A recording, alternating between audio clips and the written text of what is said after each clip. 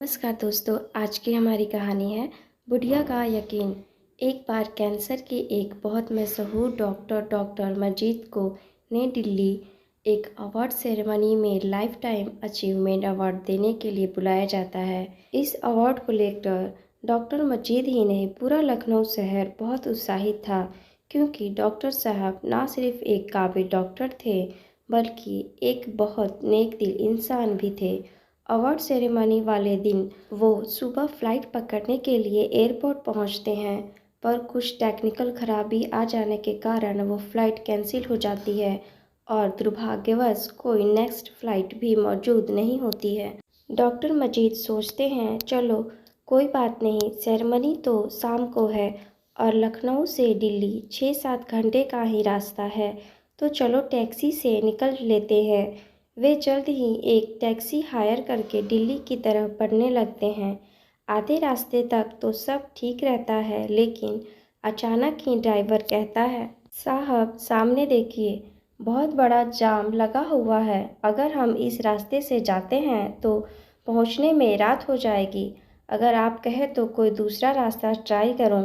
Doctor मजीद पहले तो driver को मना कर देते हैं, पर जब 10-15 मिनट बाद भी गाड़ियां टस से मस नहीं होती है तो वे ड्राइवर से दूसरा रास्ता ट्राई करने को कहते हैं।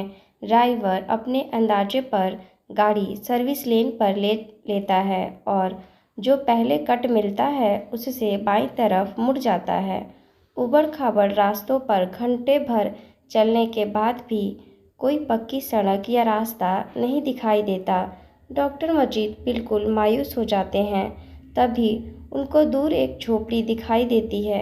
वो देखिए ड्राइवर साहब, उधर एक झोपड़ी है, चलिए वहीं चलकर पता पूछते हैं। ड्राइवर तुरंत गाड़ी रोकता है और वे दोनों उतरकर उस झोपड़ी के पास पहुंचते हैं।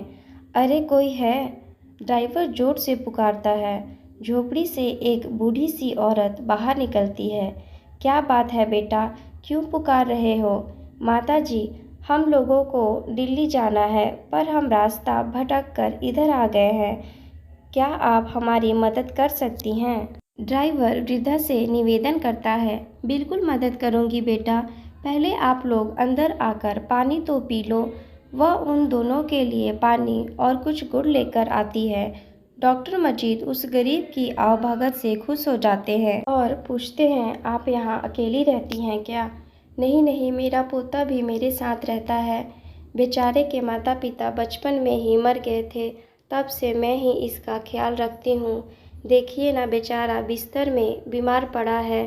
शायद ये भी अब कुछ दिनों बाद मुझे छोड़कर चला जाएगा। और इतना कहते कहते उनकी आंखों से आंसू निकलने लगे। डॉक्टर मजीद आगे बढ़ते हैं और वृद्धा को ढांढस बढ़ाते हुए कहते हैं, कुछ नहीं होगा इसे, बताइए क्या हुआ है इस नन्हे बालक को? इस अभागे को कैंसर है साहब। लोग कहते हैं इसका इलाज सिर्फ लखनऊ के डॉक्टर मजीद के पास है। बहुत कोशिश की, कई बार चक्कर लगाए, पर डॉक्टर साहब से मुलाकात नहीं हो पाई। अब तो सब कुछ कृष्णा पर छोड़ दिया है। अगर मैंने सच्चे मन से उसे माना होगा तो एक दिन वो मेरी मदद ज़रूर करेगा। इतना सुनते ही डॉक्टर मजीद का गला रुंध गया, आंखों में नमी आ गई। वे पूरे दिन के घटनाक्रम को सोचने लगे कि कैसे बुढ़िया का यकीन हकीकत बन गया, कैसे उस ऊपर वाले ने अपने बंदे के यहाँ उन्हें भेजा। गहरी सांस लेते हुए वे बोले, मैं ही हूँ डॉक्टर मजीद, आपकी कृष्णा ने ही मुझे यहाँ भेजा है। चलिए मेरे साथ, हम आज से ही इस बालक का इलाज शुरू करेंगे।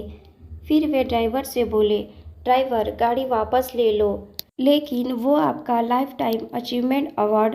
ड्राइवर अचरज से बोला, लाइफ टाइम अचीवमेंट अवार्ड कभी भी किसी की लाइफ से ज़रूरी नहीं हो सकता है। जैसा मैं कहता हूँ वैसा करो। और सभी गाड़ी में बैठकर लखनऊ वापस लौट गए। आज लोगों की नज़र में भले डॉक्टर मजीद ने एक जीवन बचाने के लिए जीवन भर की मेहनत का अवार्ड छोड़ दिया था, पर ऐसा करके उन्हें अंदर से जो खुशी और संतोष मिला था वो ऐसे हजारों अवार्ड से भी बड़ा था। दोस्तों कहते हैं ऊपर वाले के घर देर है अंधेर नहीं।